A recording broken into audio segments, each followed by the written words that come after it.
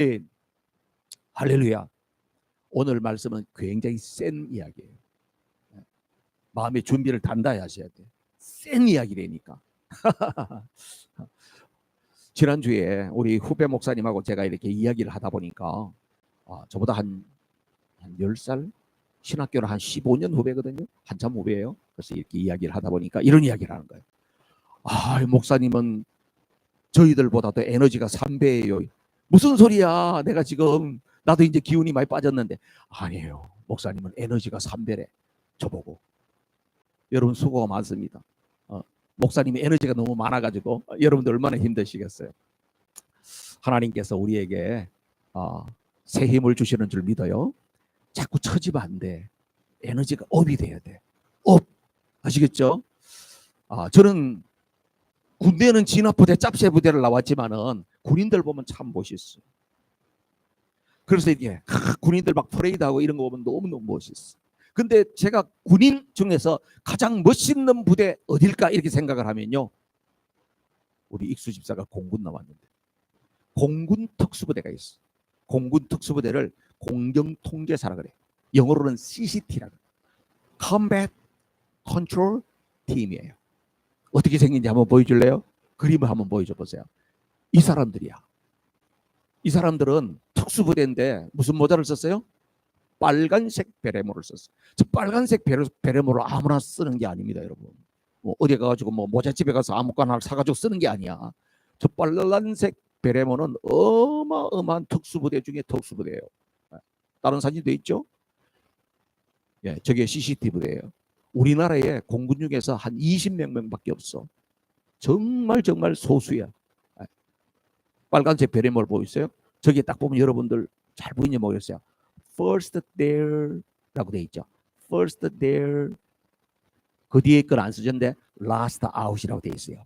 이 사람들은 뭐냐면 항상 어떤 위기가 있거나 이러면요, 전쟁이 일어났는지 거기에 물자가 들어가 있는지 병력이 들어가야 되는지 그러면 어떻게 하냐면 거기에 제일 먼저 침투에 들어가는 사람들. 그렇잖아요, 여러분. 만약에 특수부대가 들어가는데 밑에서 적군들이 있다가 그냥 바로 위에 막 내리는 거 보고 그냥 낙하산 타는 거 내려보고 그냥 다 그냥 총을 쏴버리면 다 죽잖아. 전멸하잖아. 그러니까 이 사람들이 항상 그런 지점에, 작전 지점에 먼저 들어가. 그리고 나서 거기에 자기 다른 그 특수부대가 올 수 있는 자리를 미리 다 확보를 해. 그러니까 이 사람들이 얼마나 위험한 일을 하겠습니까? 그리고 작전이 끝나고 나면 이 사람들은 그 자리에서 제일 나중에 빠져나와. 자기 동료들과 모든 사람들을 안전하게 다 나가고 난 다음에 제일 마지막에 나와. 그래서 그 사람들이 first there, last out. 너무 멋있는 사람들이죠.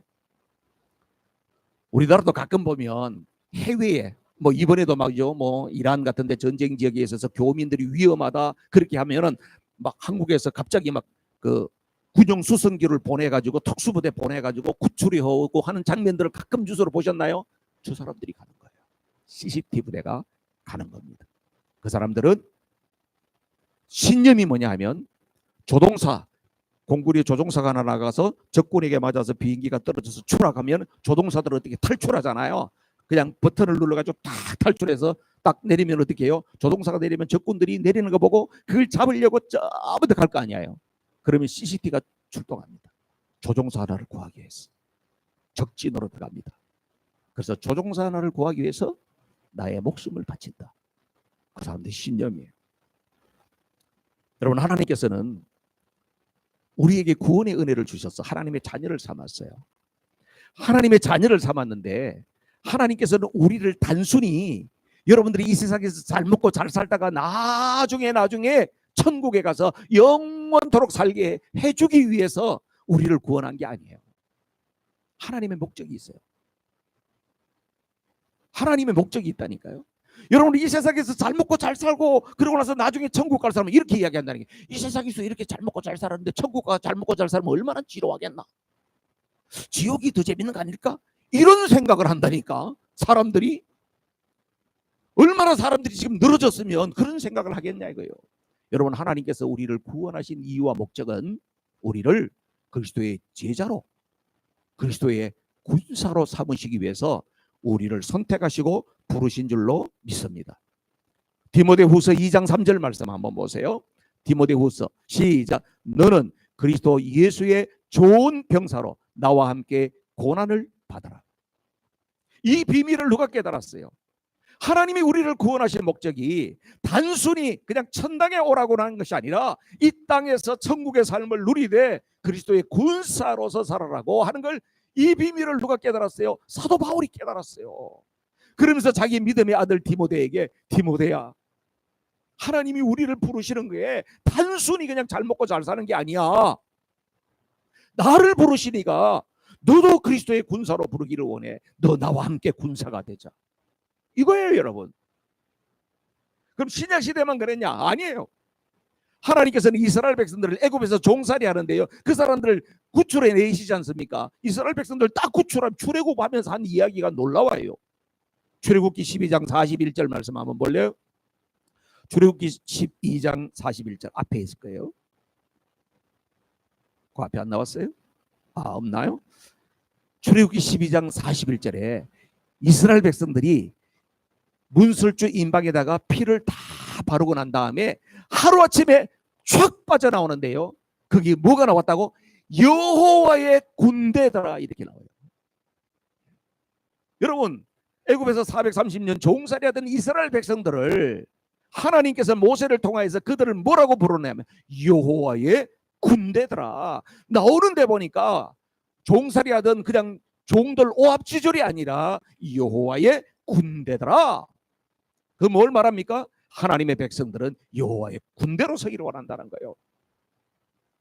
여러분, 민수기 1장 2장에 보면요, 이스라엘 백성들이 시내 광야에서 거기에서 모세가 십계명도 받고 성막 조감도도 받고 그러면서 다 거기서 한 1년 가까이 세월을 보냅니다. 그리고 나서 이제 새롭게 목적지리 가나안을 향하여서 출발해 가는데 하나님께서 뭘 하게 하느냐면, 모세야, 각 지파별로 다 숫자를 세봐라.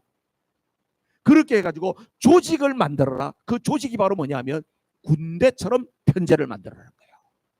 그래서 그들이 움직이고 출애굽하는데도 그냥 자기 마음대로 댕기는 것이 아니고 다 순서를 맞춰서, 여러분 군인들 행군하는 거 보셨죠? 다 오와 열을 맞춰서 그냥 가지 않습니까? 그것처럼 각 지파별로 세 지파씩 또 세 지파씩 하나님께서 그렇게 질서정연하게 군대로 세워가시는 것을 보게 되더라는 거예요.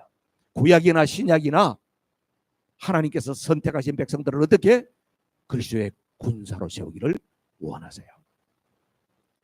여러분, 한국에 위대한 참 인물들이 많이 있습니다. 그러나 우리 한국 사람들은 누구나 좋아하는 인물 하면은 이순신 장군 다 좋아하죠. 나는 이순신이 너무 싫어, 그런 사람 없죠?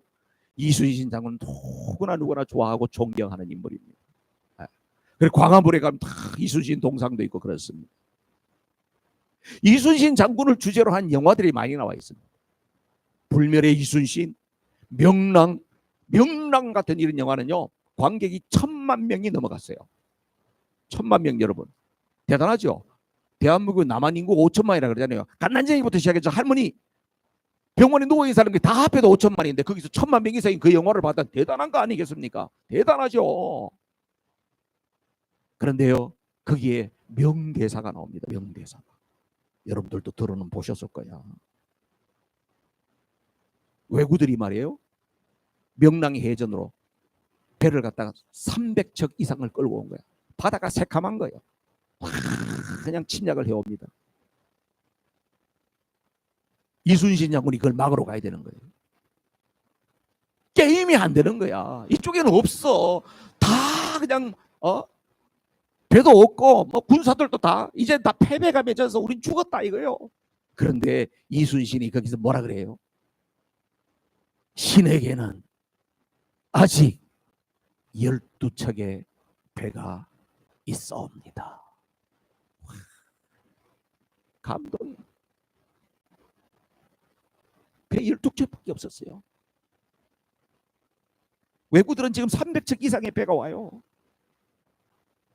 12척의 배를 가지고 어떻게 싸워요? 그런데 신에게는 아직 12척의 배가 있습니다. 그러면서 부하들을 향해서 외치는 거예요. 필생적사요 사필적생이라. 이 싸움에서 죽고자 하는 자는 반드시 살게 될 것이고 살고자 하는 자는 죽을 것이다. 나를 따르라 이거죠. 여러분, 이순신 장군의 이 결연한 외침은 예수님께서 마태복음 16장에서도 똑같은 말씀을 하세요. 마태복음 16장 24절 25절 말씀을 보실래요? 시작. 이에 예수께서 제자들에게 이르시되 누구든지 나를 따라오려거든 자기를 부인하고 자기 십자가를 지고 나를 따를 것이니라. 누구든지 제 목숨을 구원하고자 하면 잃을 것이요 누구든지 나를 위하여 제 목숨을 잃으면 찾으리라. 아멘. 예수님께서 지금 제자들을 부르시고 하나님을 섬기는 사람, 예수 믿는 사람들 그리스도 군사로 부르시는 그 외침이 이 비장한 전투에 있는 이순신 장군은 어쩜 이렇게 똑같을까? 여러분, 하나님 나라를 세우는 사람들이 이런 마음의 자세가 있어야 돼요. 예수님을 믿는다고 하는 것은요, 값없이 하나님께서 우리에게 주신 은혜를 받아들인 사람을 예수 믿는 사람이라고 이야기해요. 맞죠? 여러분들 값없이 주신 하나님의 은혜를 받으셨나요? 받으셨죠? 아멘이시죠? 그래서 우리는 하나님의 자녀가 됐잖아요. 하나님의 자녀가 됐으면 하나님의 자녀들은 반드시 치러야 할 대가 지불이 있어요. 처음부터 끝까지 다 공짜가 아니에요. 하나님의 자녀가 되는 데까지는 값없이 주시는 은총이요. 그 다음에 하나님의 자녀로 살아가는 그 크리스찬 라이프는 우리는 반드시 대가를 치러야 됩니다. 그래서 하나님께서는 때때로 우리에게 거친 광야를 가게 하세요. 힘든 일을 우리에게 주세요. 왜 그러냐 하면 대가를 치른다고 하는 말은 다른 말로 하면 영적 전쟁을 치러야 된다는 거예요. 오늘 많은 성도들이 영적 전쟁에 관심이 없어요. 여러분, 안타까워요. 안타까워요. 사단 마귀가 제일 좋아하는 사람 어떤 사람인지 아세요? 마귀가 없다고 하는 사람 제일 좋아해요. 여러분, 마귀가 없다고 생각하는데 마귀가 얼마나 좋아하겠습니까? 마귀가 없다고 하는 사람은요, 적이 있는데도 불구하고 못 본다는 이야기 아니겠어요? 영적 전쟁이 반드시 있습니다. 여러분, 예수님 믿는 사람 반드시 영적 전쟁을 치르게 돼 있어요. 복음을 위해서 살고자 하면 하나님의 나라를 향하여서 거룩한 걸음을 내딛는 모든 사람들에게는 반드시 영적 전쟁을 치르게 돼 있어요. 나도 모르게 그 전쟁터에 와 있는 겁니다, 여러분. 그런데 오늘날 많은 성도들이 그런 것에 관심이 없어. 그런 용어조차도 들으려고 하질 않아. 그저 신앙생활 하는데 어떻게 하면 좀 편안하게 신앙생활 할까? 신앙생활도 가성비를 따져.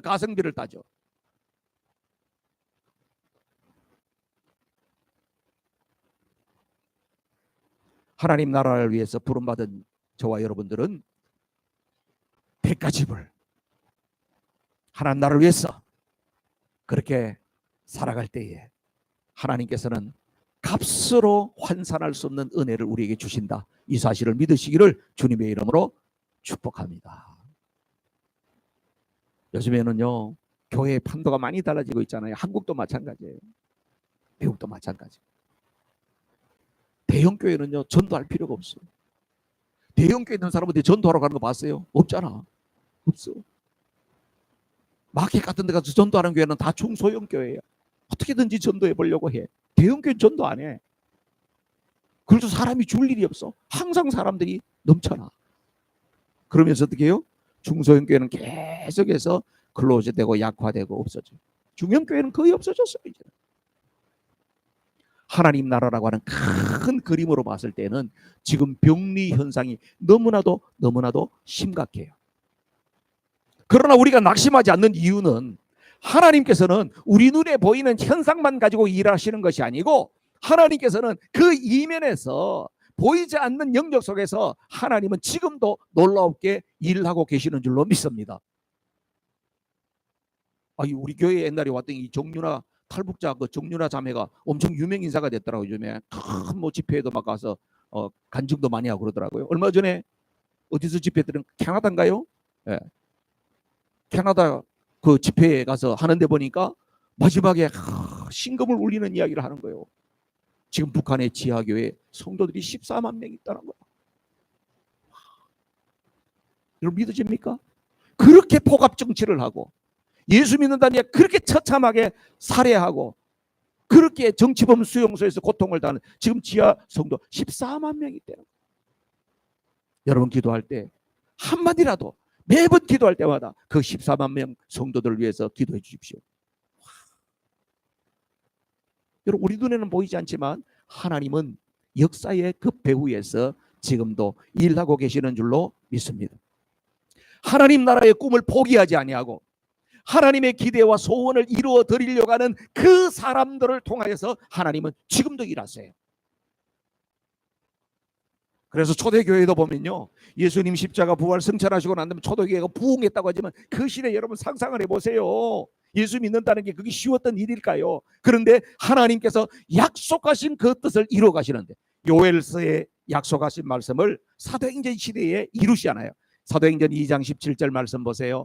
사도행전 2장 17절 시작. 하나님이 말씀하시기를 말세 내가 내 영을 모든 육체에 부어주리니 너희의 자녀들은 예언할 것이요 너희의 젊은이들은 환상을 보고 너희의 늙은이들은 꿈을 꾸리라. 아멘. 우리 찬양 많이 불렀죠? 마지막 날에 성령을 부어준다는 거예요. 자녀들은 예언하고 젊은이들이 환상을 보고 노인들이 꿈을 꾸게 된다는 거예요. 그 당시 환경은 말할 수 없었지만은 이런 꿈과 비전을 성령님께서 심어 주셔서 그 꿈과 비전의 사람을 통하여서 하나님께서는 역사하신다는 거예요. 하나님 누구를 사용하세요? 꿈과 비전의 사람을 사용하세요. 그래서 오늘도 여러분, 아유 나는 늙었다, 나는 기운이 없다, 나는 빠졌다, 나는 리타이어했다, 그것이 아니고 하나님 내게 꿈을 주십시오. 하나님 내게 새로운 꿈을 주십시오. 내게 다시금 비전을 주십시오. 이것이 바로 여러분 살 길인 거예요. 여러분 꿈하면 누가 생각나요? 요셉이 생각나잖아요. 꿈의 사람 요셉. 요셉이 꿈을 펼칠 만한 환경이었나요? 전혀. 꿈은 꾸긴 꿨지만은 꿈을 펼칠 만한 환경이 전혀 아니었잖아요. 그러나 하나님께서는 계속해서 그 요셉을 꿈의 사람으로 키워가시잖아요. 그죠? 여러분 환경이 좋아지기를 기대할 것이 아니고 지금 내가 처해 있는 이 환경이 바로 하나님의 꿈을 이룰 수 있는 기회인 줄로 믿습니다. 교회도 마찬가지고 여러분 개인도 마찬가지예요. 아, 교회가 이런데 뭐 어떻게 해야 되지? 옮겨야 되는데 뭐 자리는 없고, 그런 환경 가운데에서 하나님의 기대와 하나님 뜻이 뭔가를 찾고 그 꿈을 향하여서 달려가면 하나님이 기적을 이루신다 이 말이에요. 사도 바울이 감옥에 갇히고 매질당하고 죽을 것 같고 이런 상황 속에서도 마음속에 꿈이 있었어요. 무슨 꿈이에요? 로마도 보아라야. 하나님께서 바울에게 너 로마까지 간다. 너 로마에 널 세울 거야. 그 당시에 최고의 도시가 로마 아니겠습니까? 로마도 보아야 하리라. 그 꿈을 품고 있었어요. 그래서 로마서에는 로마에 있는 성도들에게 자기는 가보지도 않았던 그 땅을 향해 있는 성도들에게 편지를 쓰면서 나 로마 갈 거예요. 로마뿐만 아니라 나는 땅끝 스페인까지 갈 거예요. 그 편지를 쓰고 있잖아요. 그 무슨 꿈의 기록이에요. 꿈의 기록. 지난주에 새벽기도 하는데요. 여러분 잘 아는 말씀이에요. 저도 참 다시 새롭게 은혜가 되더라고요. 사무엘상 12장 23절 말씀인데요. 사무엘상 12장 23절 다 같이 시작. 나는 너희를 위하여 기도하기를 쉬는 죄를 여호와 앞에 결단코 범하지 아니하고 선하고 의로운 길을 너희에게 가르칠 것인즉 아멘. 사무엘이 하나님 앞에 결단한 기도예요. 사무엘이 누군지 아시죠? 왕정시대와 사사시대 왕정시대를 잇는 아주 위대한 인물이었습니다. 사무엘이 이스라엘 백성들을 향해서 내가 너희들을 향하여서 기도하는 것을 쉬는 것을 죄로 여기고 내가 절대로 기도를 중단하지 않겠다. 우리는 이렇게만 알고 있었는데 저는 그 뒤에 있는 말씀이 마음에 새로운 감동이 됐어요. 기도할 뿐만 아니라 당신들이 가장 선하고 바른 길로 가도록 내가 가이드할 겁니다. 하나님께서 저에게 다시 마음에 감동을 주세요. 그래.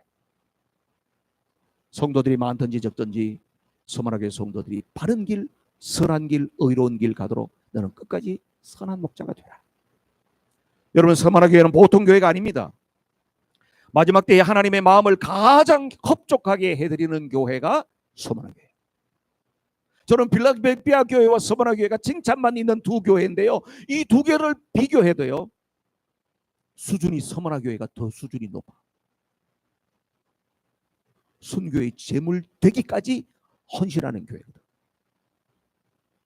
우리 교회가 이름만 서머나 교회가 아니라 요한계시록 2장 8절에서 11절까지 나오는 큰 교회 되기를 주님의 이름으로 축복합니다. 목사님, 교회에 오니까 자꾸 이렇게 부담을 많이 주시는데 좀 가볍게 하시면 안 되겠습니까? 그러면 서머나 교회가 아니고 어머나 교회로 바꿔야 돼. 교회 이름을 바꿔야 돼. 여러분, 에베레스트 산을 오르는 사람과 뒷동산을 오르는 사람은 장비부터 마음의 태도부터 달라요. 맞죠? 에베레스트 산을 오를 사람은 장비도 고산을 오를 장비를 준비하고 매일매일 일어나서 체력 단련을 하고 수영 같은 데 들어가서 숨 잘 안 쉬고 그냥 산소가 없는 데서 참는 훈련을 하고 그런 삶을 사는 거예요. 왜냐하면 나는 저 산을 정복해야 되기 때문에. 뒷동산을 오르는 사람은 그런 거 아무것도 안 해요. 그냥 스리퍼 신고 늘 그냥 어슬렁어슬렁 다니면 뒷동산은 가는 거예요. 목표에 따라서 살아가는 삶의 태도와 방식이 달라진다고 하는 것을 말하는 거죠. 여러분, 서머나 교회가 강한 군사를 세우는 영적 훈련소와 같은 교회인 줄로 믿습니다. 서머나 교회는 크루즈 여행하는 유람선 교회가 아니라 전투하는 컴뱃, 전투하는 그런 항공모함과 같은 교회가 되어야 될 줄로 믿습니다. 우리 교회 성도들이 또 우리 교회가 그리스도 예수의 좋은 군사로 서가려면 어떻게 해야 될까? 첫 번째로 기억해야 될 것은 하나님의 전신갑주를 취하라. 하나님의 전신갑주를 취하라. 다음 주에 우리 아이들하고 다 이야기할 때 하나님 전신갑주를 구체적으로 이야기하겠지만 여러분 다 아시는 말씀이에요. 에베소서 6장에 보면 우리의 싸움의 대상이 혈과 육에 대한 것, 눈에 보이는 이 싸움이 아니고 어떤 싸움이에요? 악한 영들과의 싸움이라는 거예요. 공중의 권세 잡은 자들과의 싸움이라는 거예요. 그렇기 때문에 하나님의 전신갑주로 무장하지 아니하고는 그 싸움을 싸워낼 수가 없다는 거예요. 하나님의 전신갑주가 뭐가 있어요? 서서 진리의 띠를 띠고 의의 흉배 붙이고 평안의 복음으로 예비한 신발을 신고 믿음의 방패를 들고 구원의 투구를 쓰고 성령의 그 말씀의 금을 들어라. 이 6가지예요. 6가지인데 보면 대단한 것 같지만 이게 바로 뭐냐면 기본적인 무장을 갖추라는 거예요. 영적 전쟁에 있어서 중요한 건 뭐냐면 기본적인 무장을 갖추라는 거예요. 여러분, 진리의 띠를 띈다고 하는 것은요, 온갖 세상 잡소리에 휘둘리지 않고 우리의 모든 기준은 어디요? 하나님의 말씀이 진리예요. 예수님이 내가 곧 길이요 진리요 생명이라고 말씀하셨어요. 예수 그리스도가 우리의 중심이 되어야 된다는 거예요. 이게 기본이에요. 그렇죠?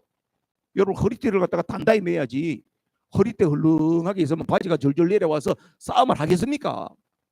허리에 힘을 딱 줘야 되는 거예요. 예수 그리스도가 우리의 중심이 돼야 돼요. 의의 흉배라고 하는 사단은 우리의 심장을 겨누고 있단 말이에요. 그러니까 이 흉배 가슴에 여기 가슴박이 보호를 해야 되는데 뭐로 보호해야 되냐? 내 힘과 내 의지가 아니에요. 예수님의 의가 나를 막아줘야 되는 거예요. 예수님을 영접하는 사람은 예수님의 의가 나를 보호해 준단 말이에요. 평안의 복음에 예비한 신발, 그리고 믿음으로 방패를 삼고, 믿음으로 방패를 삼아 사단 마귀가 아무리 불화살을 쏴도 예수님의 이름으로 믿음으로 그렇게 방패를 삼고, 나는 구원받은 하나님의 사람이라고 하는 이 확신을 가지고 있으면 구원의 투구가 자동적으로 씌워지는 거예요. 그리고 난 다음에 말씀의 금, 성령의 금을, 이게 바로 뭡니까? 그리스도 예수의 군사로서의 가장 기본적인 무장이에요. 여러분, 우리 영적 전쟁에 있어서 무슨 대단한 걸 하라는 거 아니에요. 우리 보고 대포를 메고 와라 이런 이야기가 아니라니까. 너 기본적으로 기본 무장을 해라는 거예요. 기본 길을 튼튼히 해라는 거예요. 남자분들은 군대 갔다 왔죠. 군대 갔다 오시면, 군대는 가면 아침에 딱 깨면요, 아침에 1조 점호를 해요. 저녁에 자기 전에 일석 점호를 하고 아침에 1조 점호를 해요.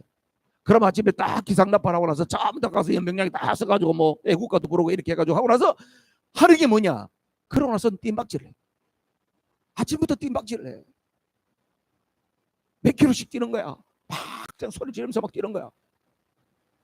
왜 그걸 한지 아세요? 그게 군인 중에서 가장 기본이기 때문에 그걸 하는 거예요. 여러분, 군인에게서 가장 기본적인 것은 뭐냐? 기초 체력이 있어야 돼요. 기초 체력이 없으면은 총도 못 들고 다녀. 그 배낭 40kg 되는 거 어떻게 메고 가?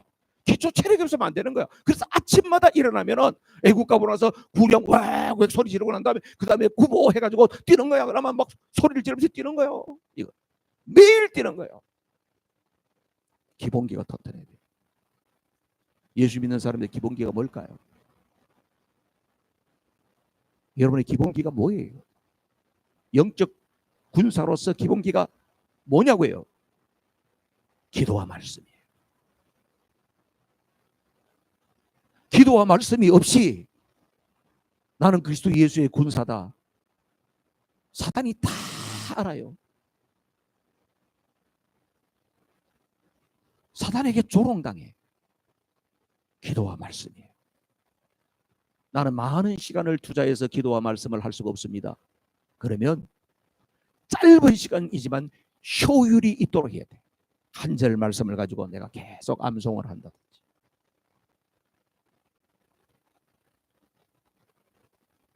신호등에 차가 딱 멈췄을 때에 그때 내가 짧게 10초 기도를 한다든지.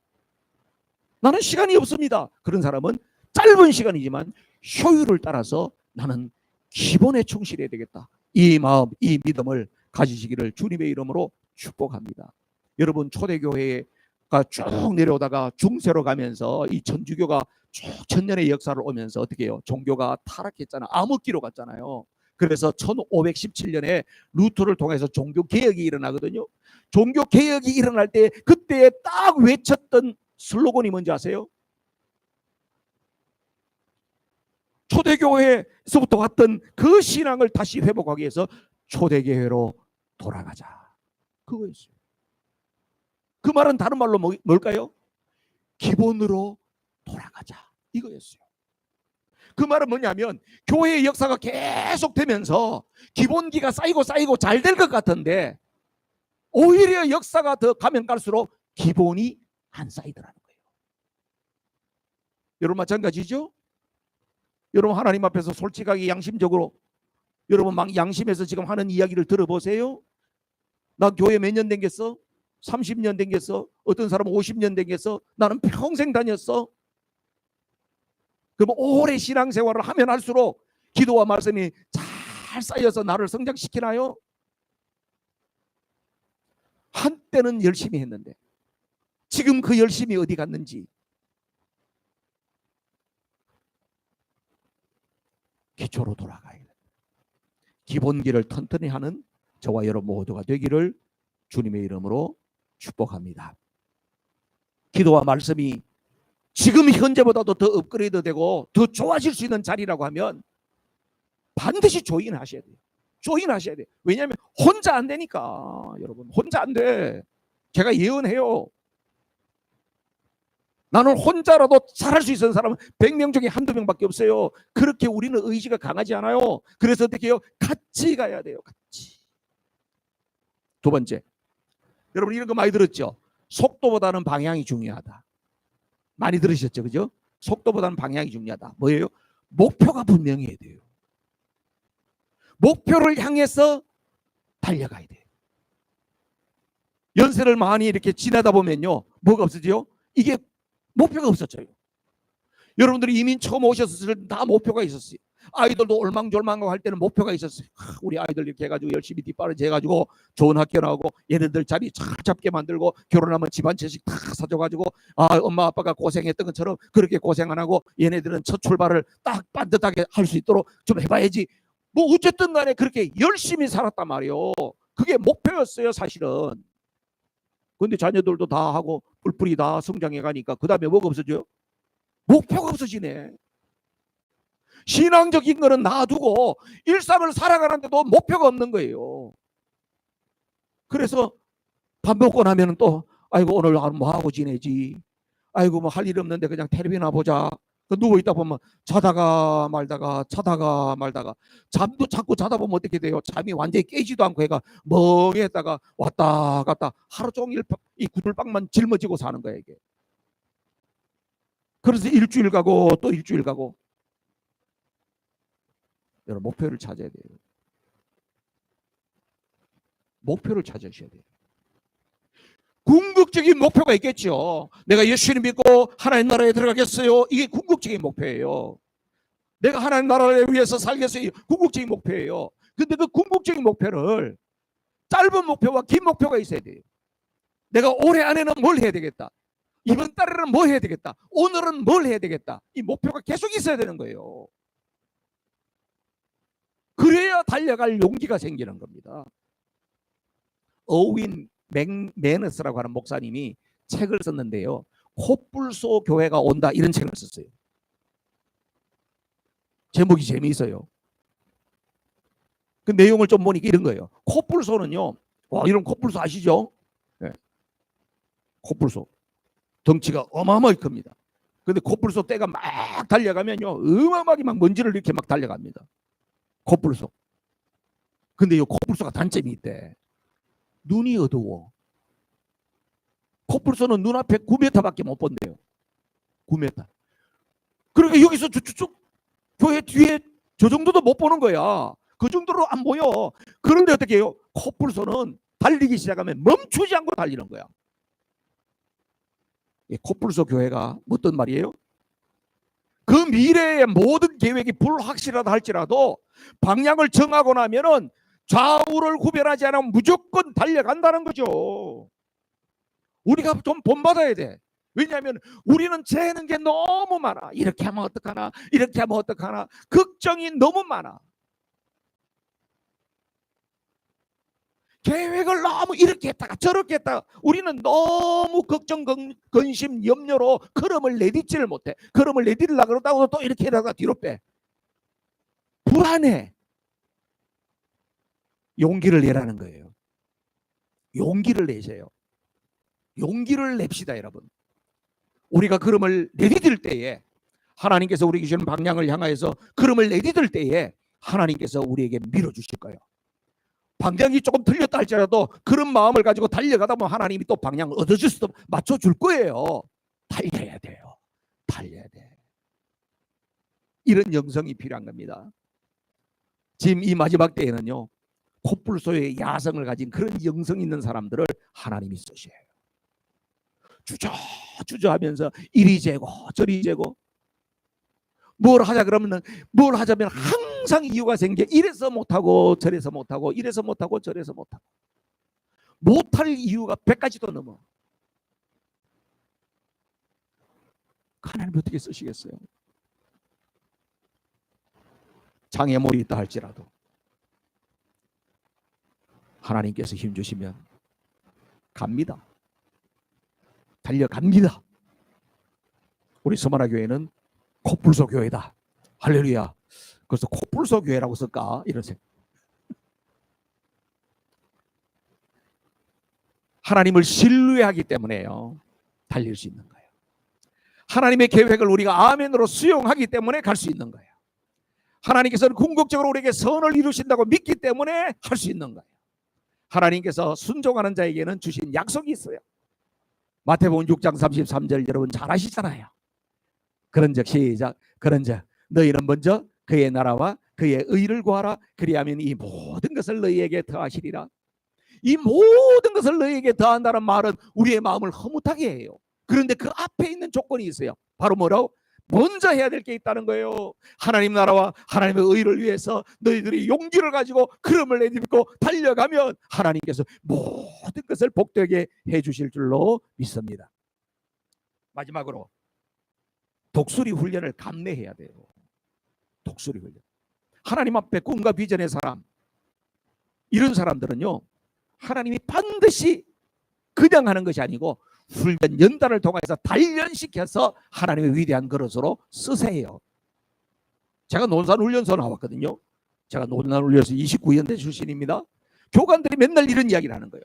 빨간 모자 탁 쓰고 와가지고 이렇게, 제군들 전쟁에서 피를 적게 흘리려면 훈련에서 땀을 많이 흘려야 돼. 오늘도 땀을 많이 흘리기를 바란다. 맨날 이러면서 우리를 갖다가 아주 그냥 빡빡히게 만들었어요. 여러분, 군인들은 정말 전쟁터에서 안 죽고 살아남아야 될 거 아니에요. 전쟁에서 피를 적게 흘리기 위해서는 평소에 혹독한 훈련을 통하여서 땀을 많이 흘려요. 미군들을 보니까 좀 헐렁한 것 같잖아요. 그죠? 얼마 전에 여기 DC에서 퍼레이드를 했어요. 여러분들도 보셨나요? 보셨어요? 안 보셨나? 미국 육군 창설 250주년인가 돼가지고 기념으로 퍼레이드를 하는데 마침 또 그날이 또 트럼프 생일이라 가지고 트럼프를 싫어하는 사람은 이놈 새끼 말이지 뭐 지 생일이라서 그냥 어마어마한 몇백억의 돈을 썼다 막 이렇게 막 비판하는 사람도 있는데 이제 군인 창설 250주년이면 퍼레이드를 할 만하죠. 이제 저도 한번 봤어요. 봤더니 우리는 주로 어떤 거 봤습니까? 북한, 중국, 러시아, 한국 같은 데도 보면요. 퍼레이드 한번 쫙 그냥 막 이 팔을 말이야 막 이렇게 막 100몇 도씩 이렇게 쫙 올려가지고 장갑 끼고 막 그냥 손이 막 쫙쫙 맞춰서 이걸 군인들이 사실 여의도 광장 같은 데서 한 달 내내 합숙하면서 이거 연습하거든요. 우리 그런 거 보다가 미군들 행军하는 거 보니까 털레털레 그러는데 좀 무슨 저런 군대가 있어? 그런 생각을 했는데 실제 미군 갔다 온 분들 이야기 들으니까 미군들 훈련이 엄청 빡세대요. 미군들은 항상 전쟁하잖아요. 지금도 전쟁 일어나고 전쟁 시작했잖아요. 미군들은 항상 전쟁하기 때문에 훈련이 혹독하다는 거야. 그래서 우리 집사님 중에 군인 가족이 있죠. 목사님, 전쟁터에 가서 죽는 것보다 훈련하다 죽는 애들이 더 많대요.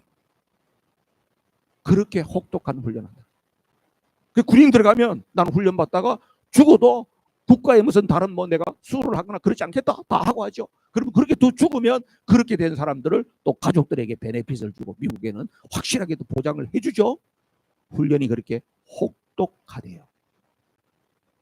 하나님께서도 하나님의 군대를 만드는데 어물쩡하지 않아요.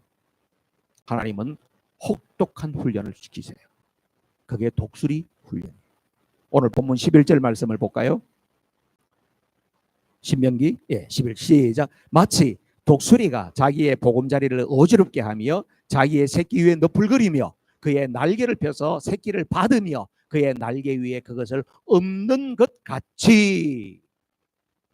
여러분 성경 여러 곳에는요 하나님 자신을 독수리 어미로 이스라엘 백성들을 독수리 새끼로 비유해서 설명을 하는 데가 여러 군데 나와요. 출애굽기 19장 4절에도 보면은 하나님께서 이스라엘 백성들을 어떻게 해요? 출애굽할 때 보면은 출애굽을 시켰다. 너희들 수고했다. 이렇게 이야기하죠. 내가 독수리 날개로 업어가지고 너희들 여기까지 오게 했다. 시내산 광야에서 그 밑에 시내 광야에서 이스라엘 백성들에게 모세를 통해서 그렇게 이야기하는 거예요. 하나님은 독수리 어미, 이스라엘 백성은 새끼로 비유한 거죠. 오늘 신명기 32장에 있는 말씀은요. 이스라엘 백성들이 출애굽 40년 여정을 다 끝내고 이제 가나안에 들어가기 직전이고 모세는 이제 여호수아에게 리더십을 넘기고 나서 죽어야 되는 마지막 순간이에요. 그 순간에 이스라엘 백성들에게 다시 이야기합니다. 모세는 이제 떠나야 됩니다. 그때 유언같이 하는 이야기가 뭐냐면 하나님께서 이렇게 이야기하신 거예요. 너희들을 지금까지 40년 동안 혹독한 시간을 보내게 한 이유가 뭔지 아니? 그것은 독수리 훈련, 강한 군사로 세우기 위한 훈련이었단다. 그렇게 말씀하세요. 여러분 독수리는 하늘의 제왕인 거 아시죠?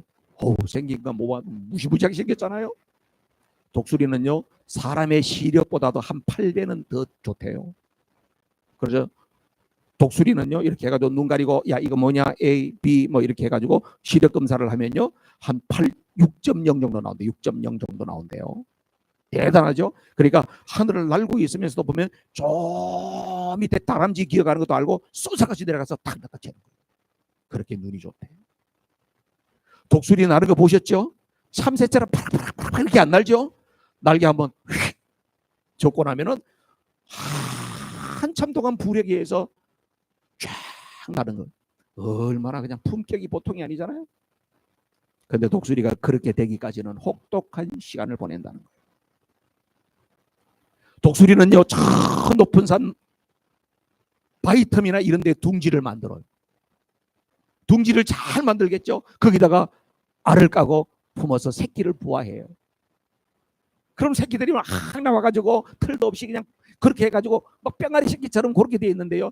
가가지고 지렁이도 잡아오고 벌레도 잡아오고 해가지고 가서 입을 벌리고 있는 놈들 한 놈씩 한 놈씩 녹여서 키우던 거예요. 조금 더 크면요, 짐승들 잡아가지고 살찜 뜯어가지고 그 살을 고기 갖고 와서 먹이면서 키우는 거예요. 그리고 난 다음에 독수리 새끼가 조금 컸다고 생각하면 그때부터는 거기 나오죠. 보금자리를 어지럽게 한다. 자기가 만든 둥지를 헐기 시작하는 거예요. 새끼들이 그 안전하게 있던 그 둥지를 헐기 시작하는 거예요. 그리고 난 다음에 거기에 뽀송뽀송하게 깔아줬던 토끼 뭐 양탄자 막 털 이런 거 있잖아요. 다 뽑아 던져버리는 거예요. 바깥에. 새끼가 거기에 있지 못하도록 만드는 거예요. 그렇게 해놓고 어떻게 해요? 한 놈씩 밑으로 밀어내는 거예요. 독수리 새끼가 떨어지면서 사람이었으면 이랬을 거예요. 엄마 미쳤어? 엄마 미쳤어? 이랬을 거예요. 분명히. 그죠? 그랬겠죠? 나 죽네 살려라. 살려줘 그랬을 거예요. 새끼가 막 정신없이 떨어지는 거죠. 날개축제에 힘이 없기 때문에 그냥 떨어집니다. 떨어지는데 저 밑에 땅바닥에 떨어지기 일보 직전에 가서 어미가 싹 낚아채가지고 올라갑니다. 그 일을 하면은 아주 그냥 혼이 나가겠죠. 혼이 나가겠지. 그럼 또 지렁이 한 마리 먹여가지고 또 조금 힘을 안정이 되면 그 다음에 또 밀어내고 또 밀어내고 그 일을 반복합니다. 그러면서 그 새끼의 날개에 힘이 생기고 하늘의 제왕으로 거듭나게 되는 거예요. 여러분들도 자녀들 키우면서 같은 경험을 하셨을 거라고 생각해요. 어떤 부모님들은 자녀들 애지중지하면서 과잉보호를 했죠. 힘들이 있으면 놔둬라 엄마가 할게. 너는 공부나 해라. 그렇게 하면서 정말 손끝에 물 한 방울 안 묻히고 그렇게 자녀들 키운 자녀들 부모님들도 계시죠. 학교 가야 된다 그러면 뭐 필요한 거 다 사주고 론 아이고 네가 무슨 빚을 지냐 내가 다 빚 짓게 해가지고 론도 여러분들이 다 얻어주고 다 그렇게 하신 분들도 계시죠. 성인이 되어서 어떻게 잘 살던가요? 또 어떤 분들은 또 그러지 않았던 분도 있죠. 애들 갖다가 고등학교 때부터 아르바이트 시키고 바깥으로 내밀어내고 네가 알아서 해라. 그러면 부모님들이 볼 때는 애처롭기도 하고 그랬지만은 참고 다양한 경험들을 하고 했더니 나중에 돼서 성인이 되어서 그들이 살아가는 모습이 어떠셨던가요? 다르죠? 하나님께서는 때로 우리를 광야로 밀쳐요. 고난의 길로 몰아쳐요. 저도 하나님께서 벼랑 끝에 자꾸 서라고 그래요. 벼랑 끝에. 여러분 벼랑 끝에서 다루는 게 힘들어요. 그렇죠 여러분? 이제 여러분 연세 들어가지고 어디 높은 데 관광지 같은 데 가가지고 이렇게 바위 절벽 암벽 이런 데 가서 이렇게 밑에 못 서죠. 어지러지하죠. 어휴 이러라. 저 마천루 같은 데 올라가가지고 엠파이어 스테이트 빌딩 같은 데 가가지고 그런 데 올라가가지고 밑에 이렇게 투명하게 이렇게 돼 있는 데 보면 내려보기 힘들죠. 벼랑 끝에 서는 게 힘들어요. 벼랑 끝에. 저도 목회하다 하나님께서 벼랑 끝에 자꾸 서게 하는. 그때 그런 책이 있었어요. 벼랑 끝에 서는 용기. 커닝의 목사님이 쓴 책이에요. 믿음의 사람들은 벼랑 끝에 서는 용기가 있어야 된다는 거예요. 나는 벼랑 끝에 다 서 이렇게 딱 서면 주님께서 잘했다 합격 이럴 줄 알았어. 벼랑 끝에 섰는데 하나님께서 발로 빵 밀어가지고 떨어뜨려버렸다. 하나님께서 발로 뻥 차가지고 떨어뜨리는 거예요. 벼랑 끝에 서면 여기까지 순종하면 될 줄 알았는데 떨어뜨리는 거예요. 얼마나 섭섭했는지 몰라요. 얼마나 섭섭했는지 몰라. 하나님 이럴 줄 몰랐습니다. 지나고 났더니요. 그것이 나를 더 강한 군사를 만드시는 하나님의 독수리 훈련법이었어요. 후에 깨닫죠. 그래서 시편 119편에 있는 시인이 고백한 것처럼 고난 당한 것이 내게 유익이라. 그 고난을 통하여서 내가 주의 율례와 법도를 배우게 되었나이다. 하나님 너무나도 감사합니다. 사랑하는 성도 여러분, 그런 환경 속에 여러분이 있을 수 있고 지금도 그런 환경 속에 있는 분 계시리라고 믿어요. 여러분들이 할 수 있는 일이 뭘까요? 독수리 훈련 가운데서 여러분들이 할 수 있는 게 뭘까요? 그저 하나님만 바라보고 아무것도 안 하고 가만히 있으면 되겠습니까? 어떤 사람이 이걸 신앙이라 그래요. 아무것도 안 하고 그냥 가만히 있으면 된다고. 이게 신앙이 돼요. 그런데 독수리 훈련법에서는 가만 보니까요, 그게 신앙이 아니야. 내 힘으로 못 날더라도 날개짓을 계속 하는 거야. 이걸 계속 하는 거야. 이게 신앙이에요. 하나님을 바라보면서 계속 하는 거예요. 그걸 하는 사이에 하나님께서 견딜 수 있는 힘도 주고 이길 수 있는 힘도 주고 다음에 더 힘든 일이 오면은 감당할 수 있는 능력도 주시는 줄로 믿습니다. 하나님께서는 결정적인 순간에 도와주세요. 그렇기 때문에 우리는 어떻게 해요? 기도와 말씀으로 계속해서 날개짓을 하는 거예요. 주님 도와주십시오. 주님이 이 시기 지나고 나면 더 좋은 일이 일어나게 될 줄로 믿습니다. 이 훈련이 끝나고 나면 강한 군사로 거듭나게 될 줄로 믿습니다. 하나님께서는 우리를 그렇게 강군으로 만들어 가실 것입니다. 이 시간 우리 합심해서 기도하기를 원해요. 사랑하는 성도 여러분, 의미 없는 고난 없어요. 하나님은 고난 가지고 우리에게 장난치지 않아요. 하나님은 우리가 닭장 안에 있는 닭이 아니라 하늘을 나르는 독수리, 저 끝이 안 보여도 하나님께서 우리에게 주시는 꿈과 비전을 따라서 담대하게 전진하는 콧불소 신앙을 갖기를 원하세요. 여러분, 우리 소마라 교회는 콧불소 교회입니다.